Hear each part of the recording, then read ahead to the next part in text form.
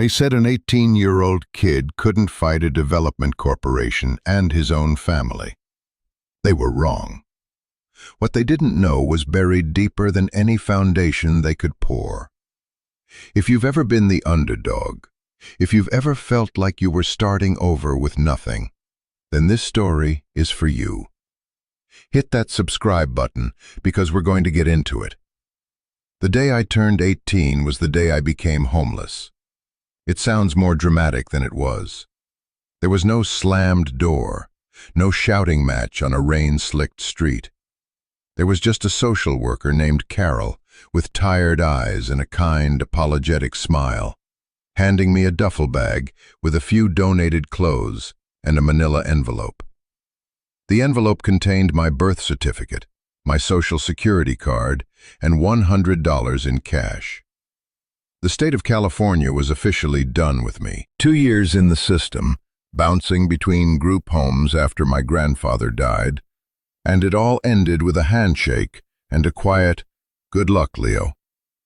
I stood on the curb, the institutional smell of bleach and lukewarm chili still clinging to my jacket, and watched her sensible sedan pull away, disappearing into the hazy Los Angeles traffic. The sound of the city was a roar, 1,000 conversations I wasn't a part of.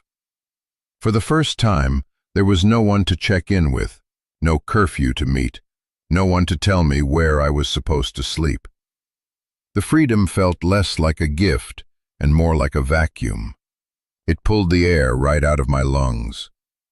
I spent the first few hours just walking, the duffel bag slung over my shoulder, its strap digging into my collarbone. I had no destination. Every storefront, every park bench, every person hurrying past seemed to belong to a world that had no place for me. I ended up at a public library, not to read, but just to sit in a place that was quiet and warm and didn't expect me to buy anything. I found a Carol in the back, facing a window that looked out onto a grimy alley. That's where I opened the other envelope, the one that had been forwarded from the last group home, its corner bent and stamped with a half-dozen different forwarding addresses. It had been chasing me for weeks. The return address was a law office in a town I hadn't heard of in years, Lone Pine, California. The letter inside was short, printed on heavy, cream-colored paper that felt important. It was from a man named Arthur Abernathy, attorney at law. He informed me, in the driest possible terms, that as a legal heir of the late Samuel Vance, my grandfather, I was being formally notified of the pending sale of his estate. The estate consisted of one parcel of land, the Cinder Creek Ranch, 480 acres. A copy of a purchase offer was attached. A company I'd never heard of, Viridian Peaks Development, was offering a staggering amount of money, an amount that made my eyes water, an amount that made the $100 in my envelope feel like a joke. The letter concluded by stating that the other heirs, my Aunt June and Uncle Robert, had accepted the offer. I had 30 days from my 18th birthday, today, to either consent to the sale or formally contest it. A small, handwritten note was scrawled at the bottom. "Leo, I know this is a lot. Your grandfather spoke of you often. Please call me." I read it 3 times. The words swam in front of my eyes. Cinder Creek Ranch. I hadn't been there since I was 10, the summer before my mom left for good. I remembered the smell of dust and pine, the weight of the summer heat, the rough bark of the massive oak tree my grandfather had pushed me on a swing beneath. I remembered his hands, calloused and stained with earth, showing me how to mend a fence. He was a quiet man, my grandfather. He spoke in slow, deliberate sentences, as if he were weighing each word for truth before letting it go. After my mom disappeared and my dad followed her into a bottle, my grandfather was the only constant. He'd drive down to the city once a month to take me out, away from whatever dingy apartment we were living in. He'd buy me a real meal and listen, just listen, while I talked about school or bullies or anything at all. When he died suddenly from a heart attack 2 years ago, the last thin thread connecting me to any kind of family had snapped. The state stepped in, and June and Robert, my mom's siblings who had never approved of her choices, made it clear they wanted nothing to do with her son. They hadn't called, hadn't visited, hadn't sent so much as a birthday card in 2 years. And now, this. They were selling his home, our home. A hot, useless anger coiled in my gut. They had waited. They had waited until the day I was a legal adult. The day I had nothing and no one to push this through. They must have thought I'd be so desperate I'd sign anything for a piece of that money. And the worst part was, they were almost right. A share of that sale would be more money than I had ever imagined. It could buy me an apartment, a car, a new life. It was the smart choice, the only choice. But as I sat there, staring at the lawyer's letter, all I could see was my grandfather's face.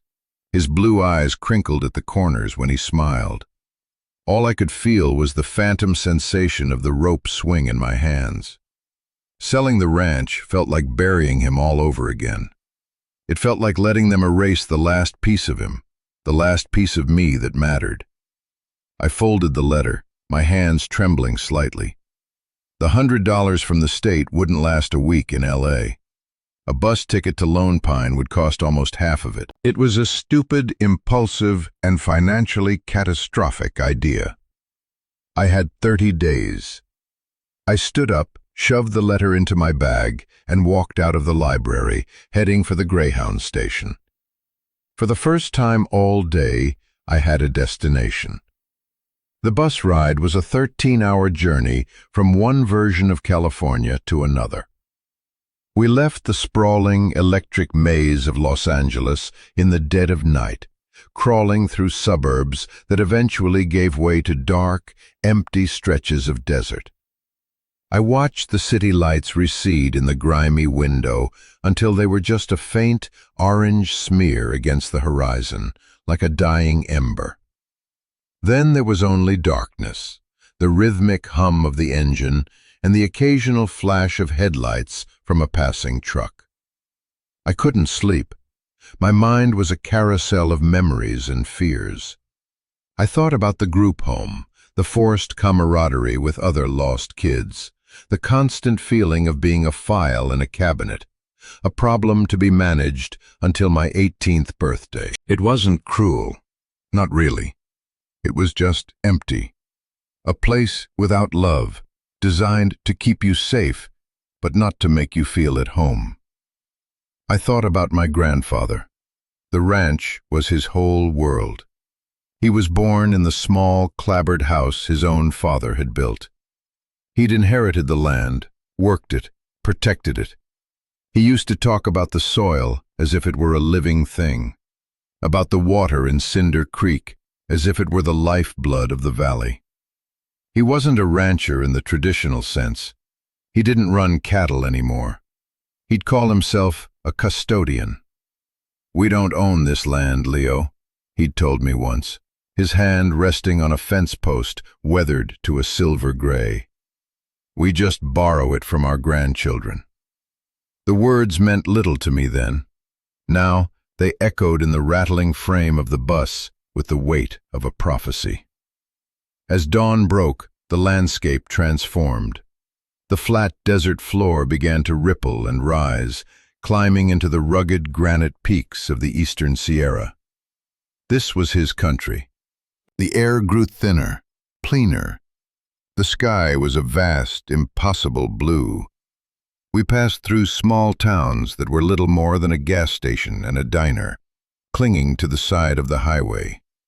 Finally, the bus wheezed to a stop in Lone Pine. It was smaller than I remembered, a dusty main street dwarfed by the jagged wall of mountains to the west. The air was cold and sharp, a clean shock after the smog of the city. It smelled of pine and dry earth. It smelled like him. I got off the bus, my legs stiff, and stood on the sidewalk, feeling utterly out of place in my city clothes. A few people glanced at me, their faces weathered and curious, before moving on. I was a stranger here. I found the law office of Arthur Abernathy in a small brick building wedged between a sporting goods store and a bakery. The name was painted in faded gold leaf on the glass door.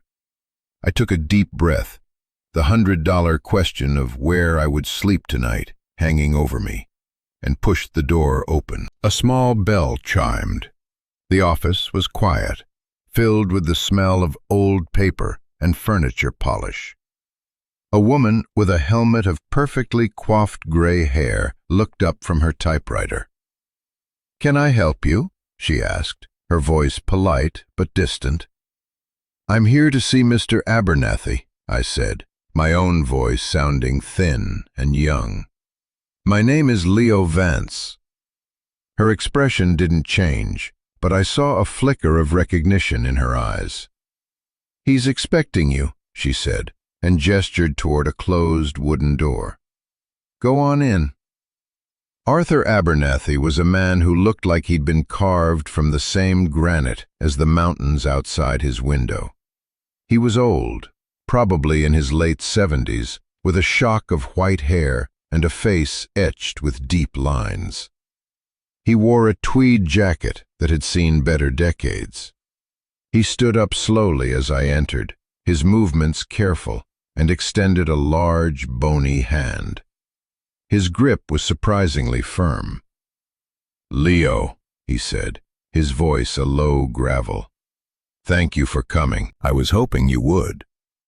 He gestured to a worn leather chair opposite his massive oak desk, which was buried under precarious stacks of files and books.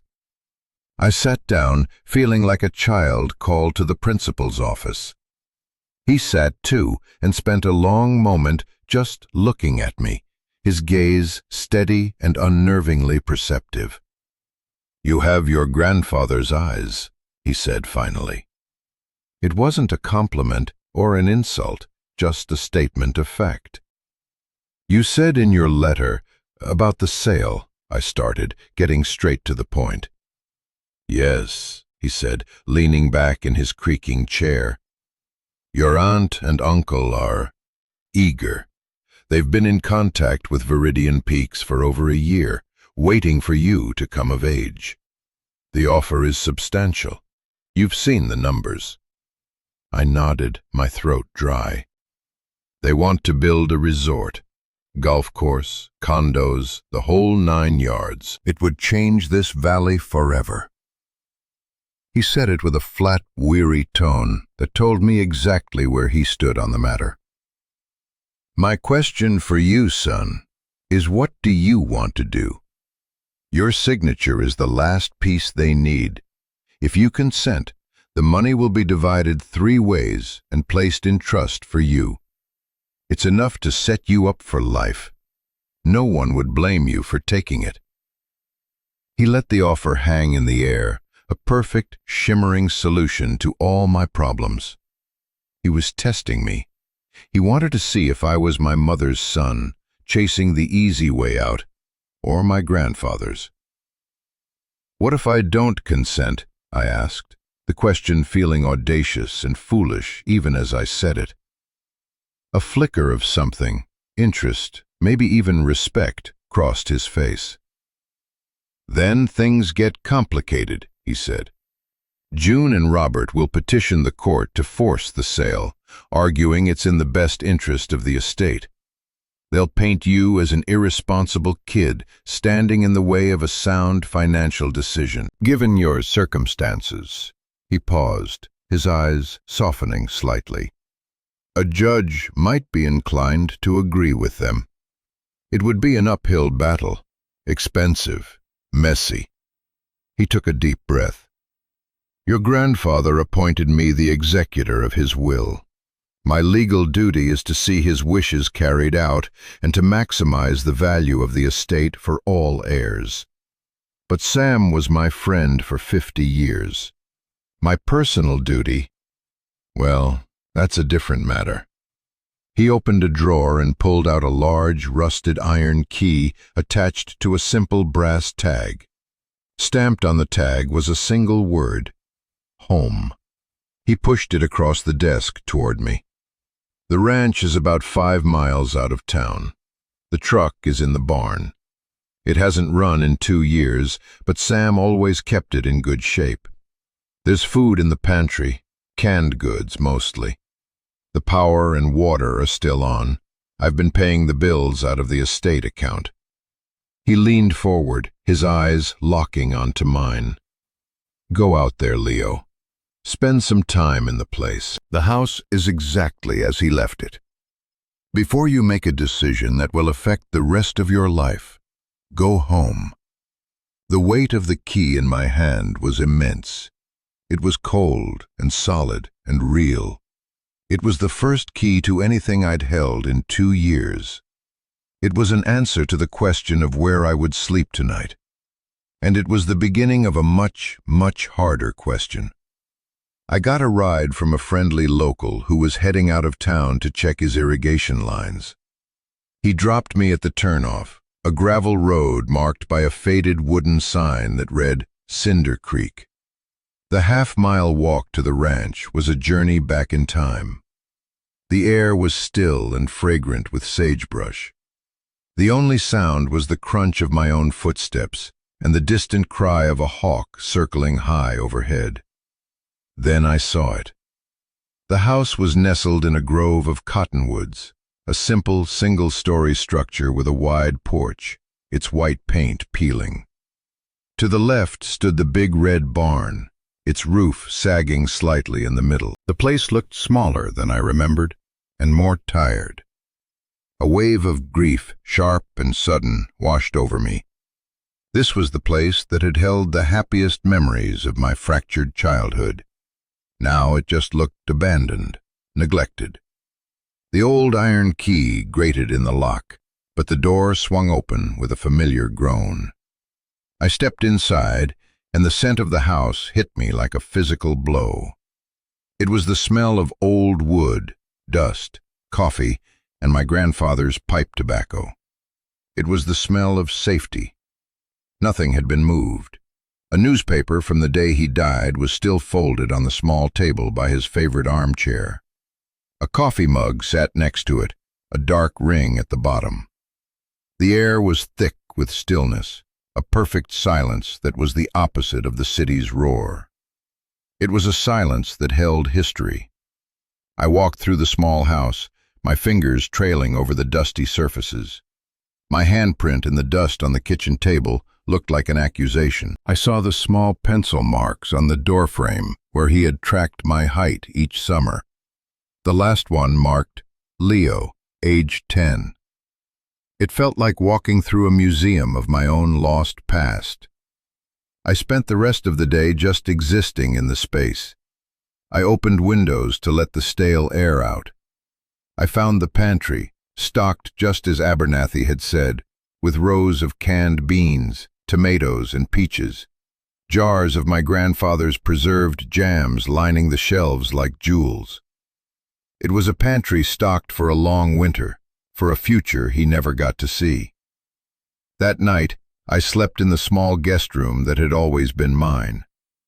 The bed was covered in a thick quilt, and through the window I could see 1 billion stars, more than I had ever seen in the city, scattered like diamond dust across the black velvet sky.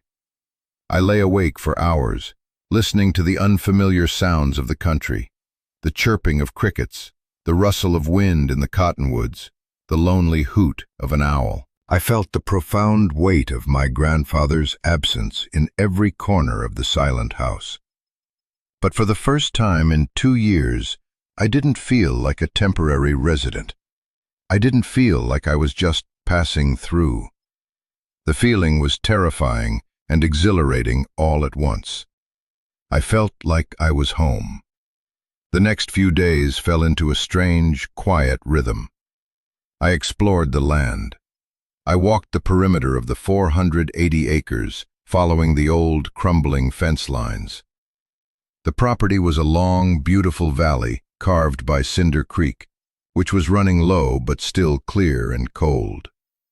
Most of it was wild, covered in sage and juniper, but about 100 acres near the house were cleared pastures, now overgrown with weeds.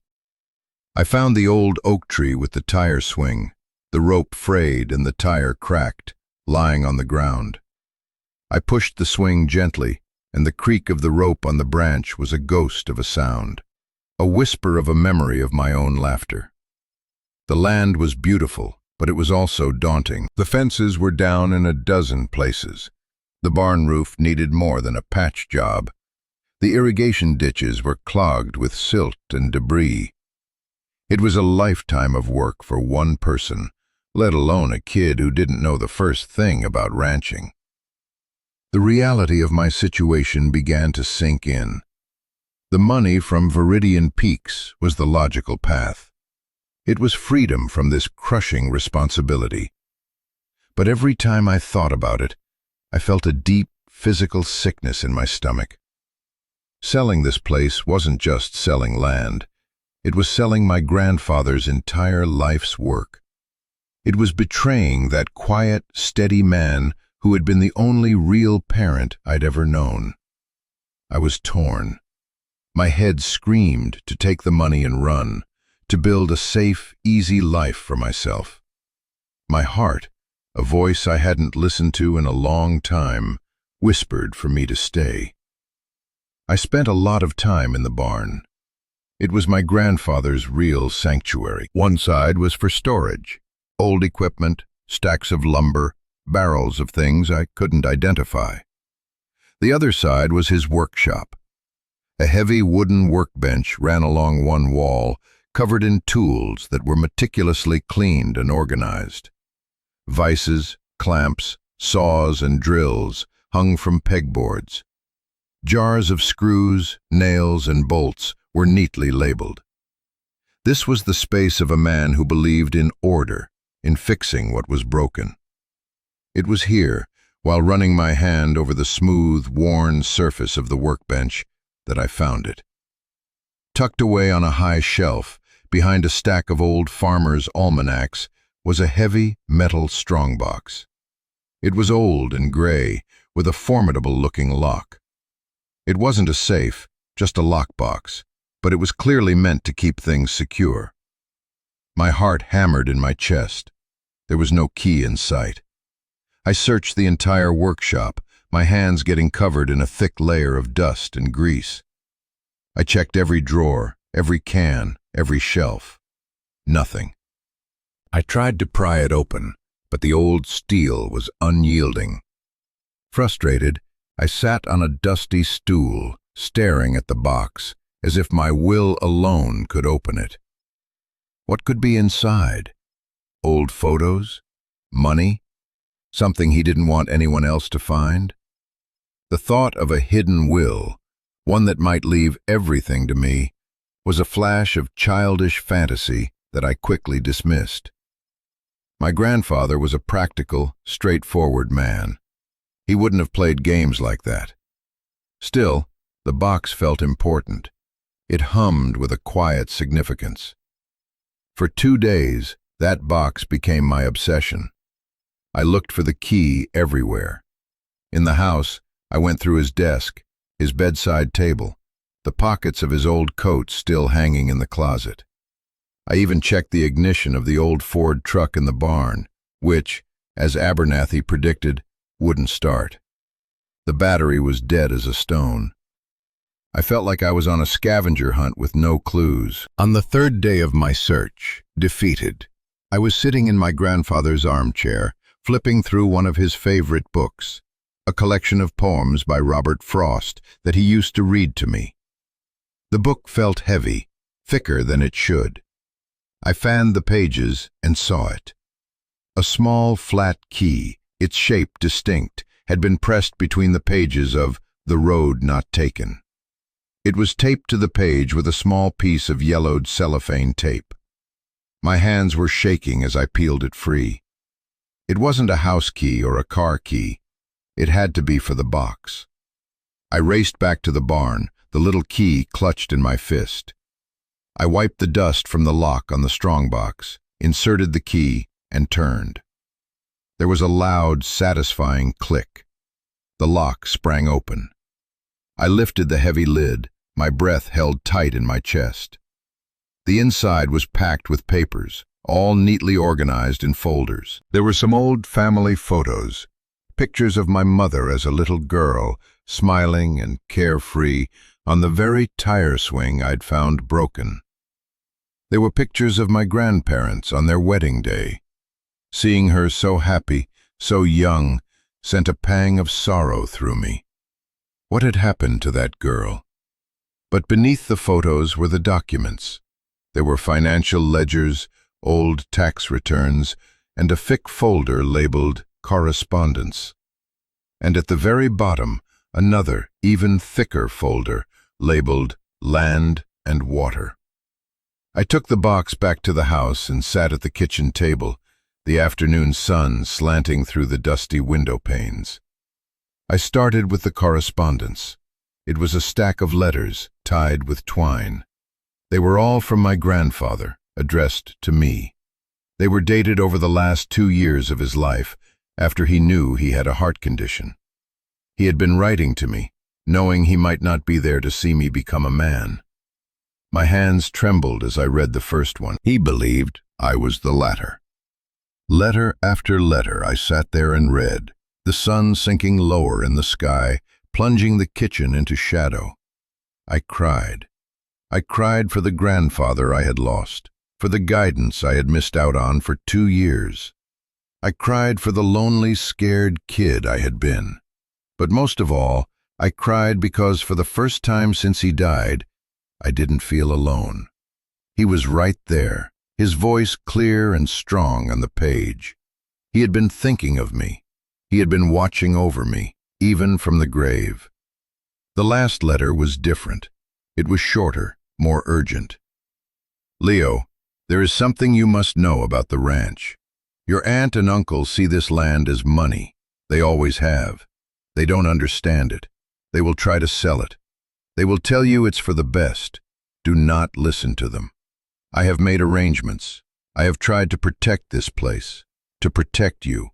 Everything you need is in the land and water file. Look at the soil surveys. Look at the old deeds. Don't just read the words. Understand them. Find Arthur. He's a good man. Grumpy, but good. He will help you. This ranch is your inheritance, Leo. Not the money, the land itself. It is a chance to build a life, not just buy one. The choice will be yours. I trust you to make the right one.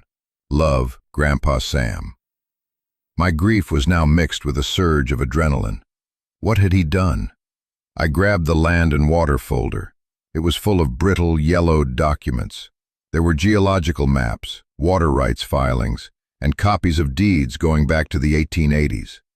It all looked like incomprehensible legal jargon to me, but I remembered his words. Look at the soil surveys. I found a file full of them.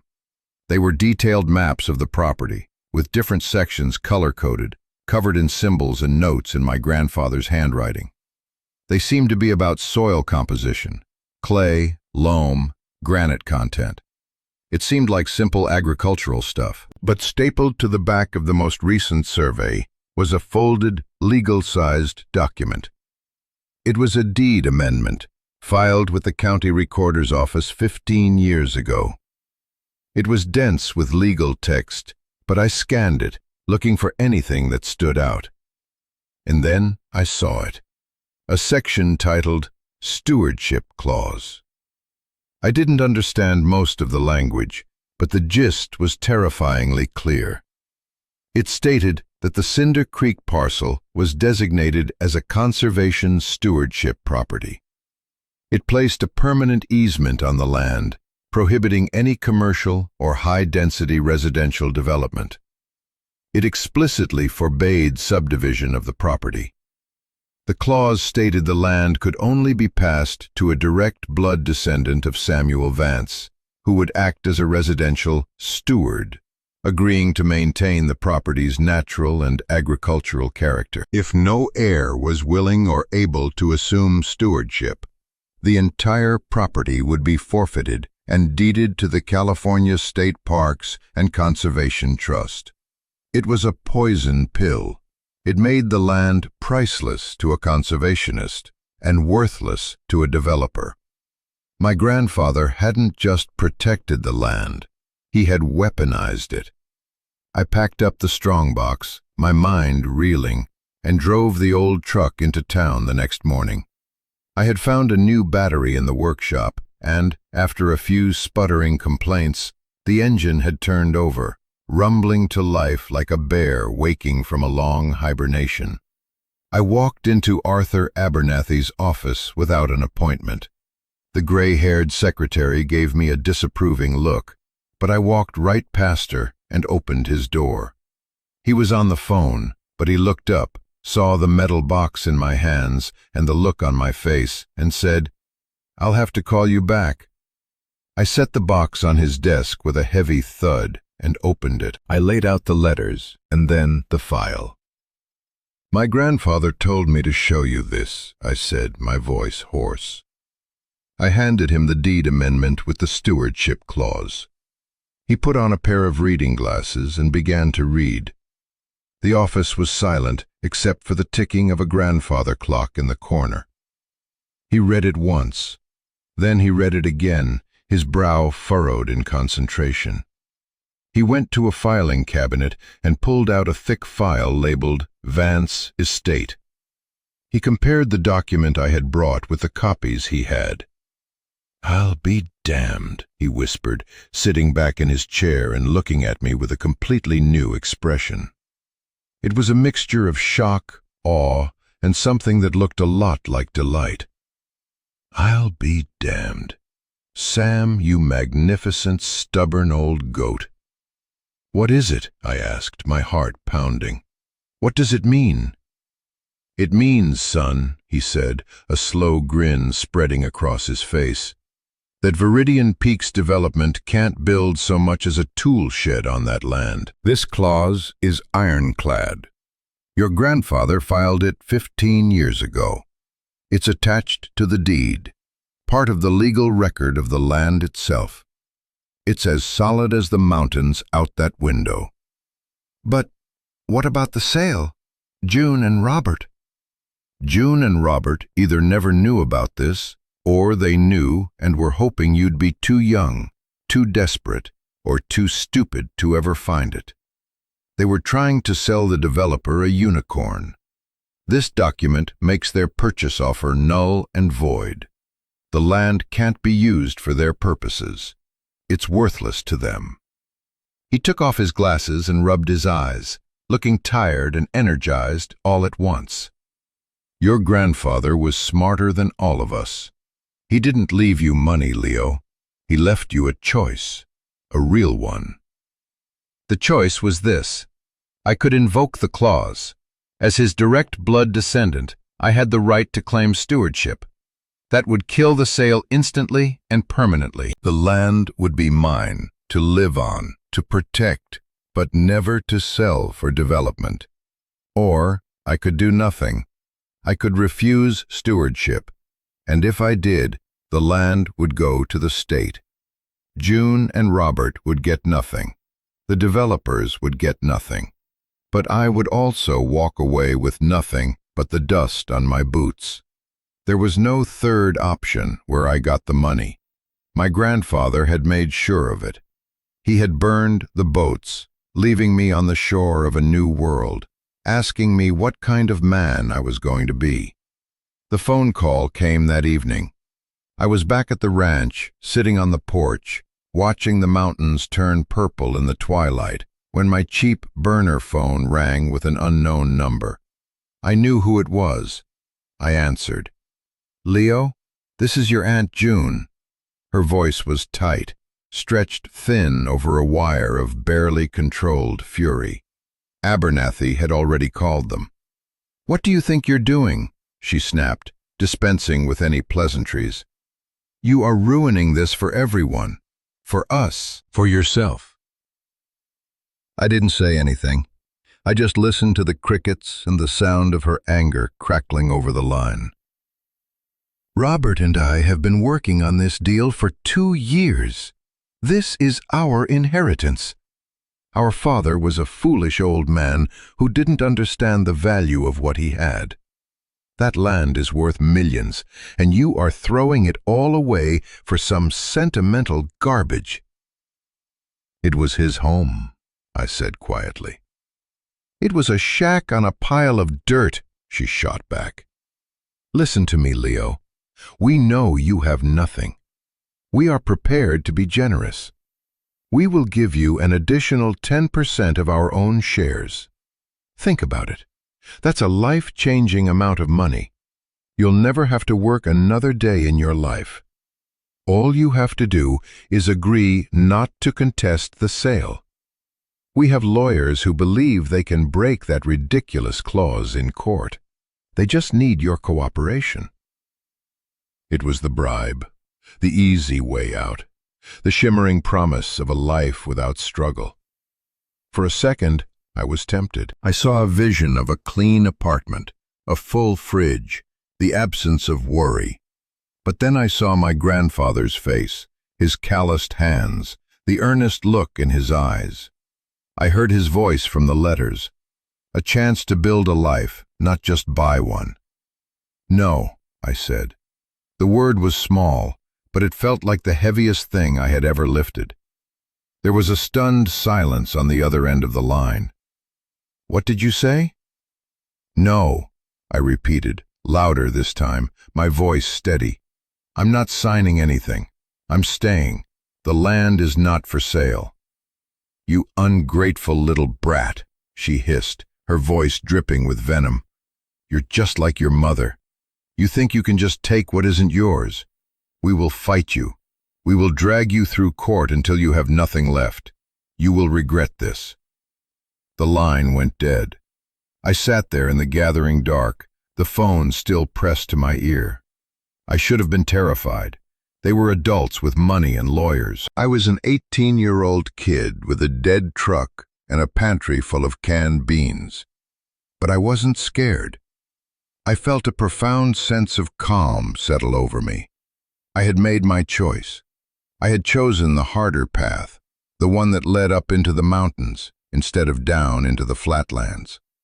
I had chosen to be my grandfather's grandson. This is the point in the story where everything changes.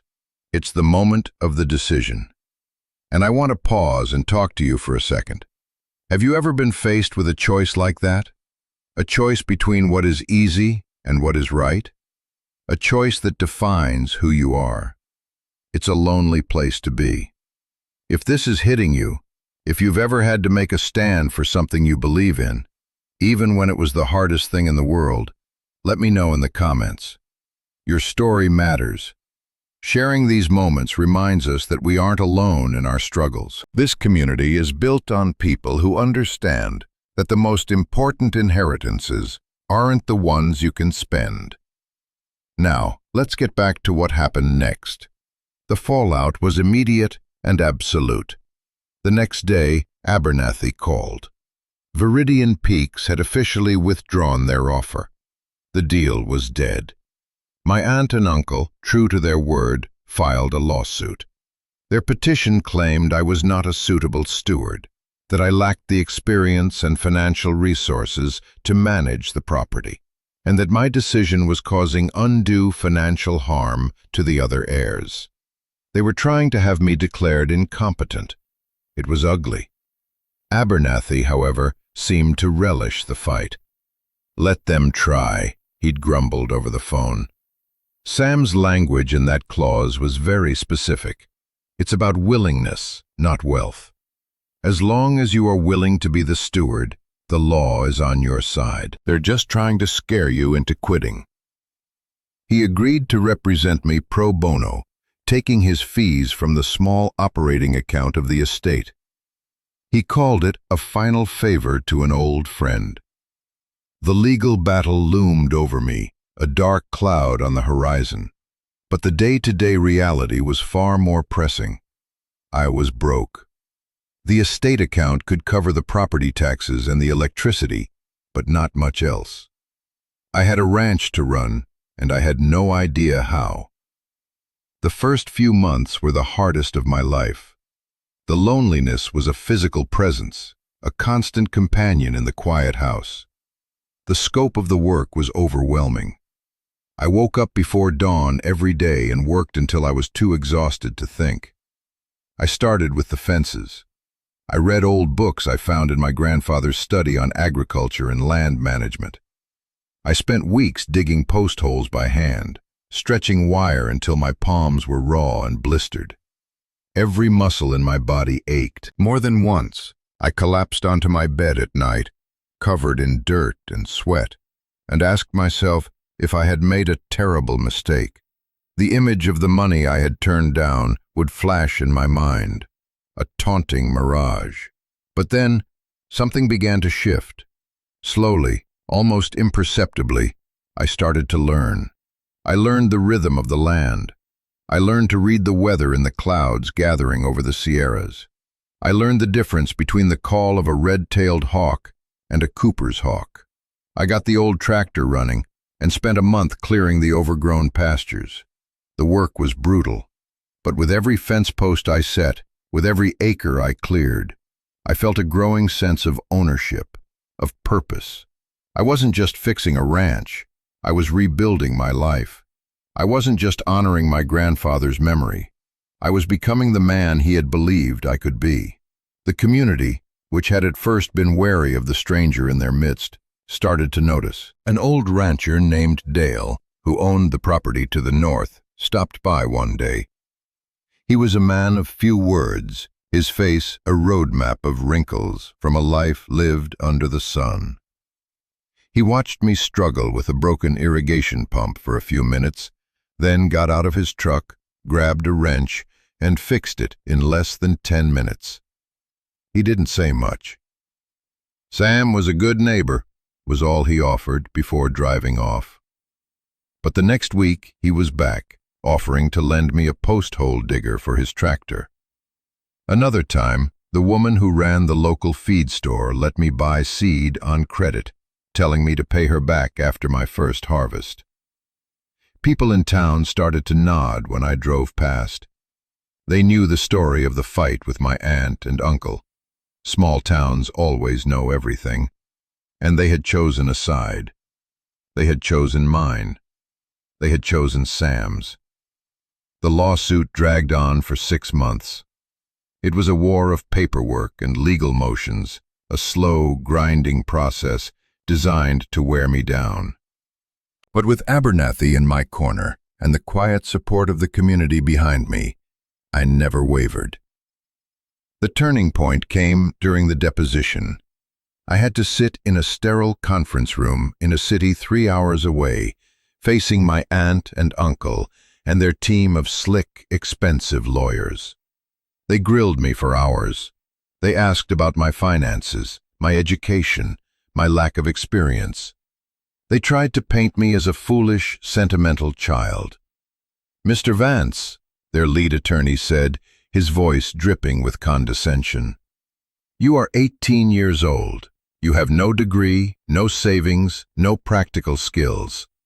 What on earth makes you think you are qualified to manage a 480-acre property?" I looked past him, at my aunt and uncle, their faces hard and unforgiving. I thought of the letters in the strongbox. I thought of the calloused hands of my grandfather.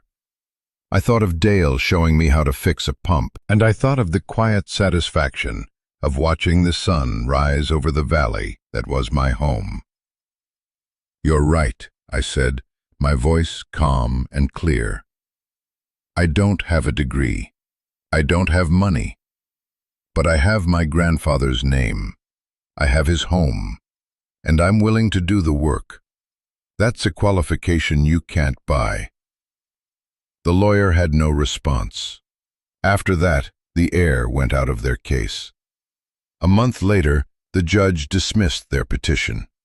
He ruled that the stewardship clause was clear and that my willingness to fulfill its terms was all that was legally required. It was over. I had won. The victory wasn't triumphant. There was no celebration.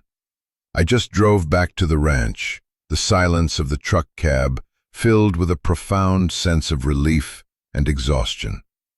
My aunt and uncle never contacted me again. I was, for all intents and purposes, an orphan once more. But it was different now. My family wasn't defined by blood anymore. It was defined by the land under my feet, by the memory of the man who had saved it for me, and by the quiet nods of respect from the neighbors who had helped me hold on to it. The work is still hard. It will always be hard. I'm not getting rich. Last year, I managed to clear enough from selling hay to the other ranchers to break even and put a new roof on the barn. It was the proudest I've ever been. I am building a life here, one day at a time, one fence post at a time. Sometimes, on quiet evenings, I sit on the porch and read my grandfather's letters again. I understand them better now. The ranch wasn't just an inheritance of property. It was an inheritance of character. He didn't just give me a place to live. He gave me a reason to become a better man. He gave me a purpose. He knew that the struggle to keep this place would forge me into someone who deserved it. An inheritance isn't always about what you're given. Often, it's about what you're asked to do. It's the responsibility, the legacy, the choice to protect something that matters more than money. It's the harder right over the easier wrong. And that is a lesson worth more than any developer could ever offer. This journey taught me that home isn't just a place you are given. It's a place you choose, a place you fight for, a place you build with your own two hands. It taught me that family isn't always about the people you're related to, but about the people who show up for you when you need them most. If this story has resonated with you, if you believe in second chances and the power of choosing your own path, I invite you to subscribe and become a part of this community. Share your own story in the comments below. What does inheritance mean to you? What have you fought to protect in your own life? I promise to read every one, because in sharing our stories, we realize that none of us are truly alone in our struggles or our victories. Thank you for listening.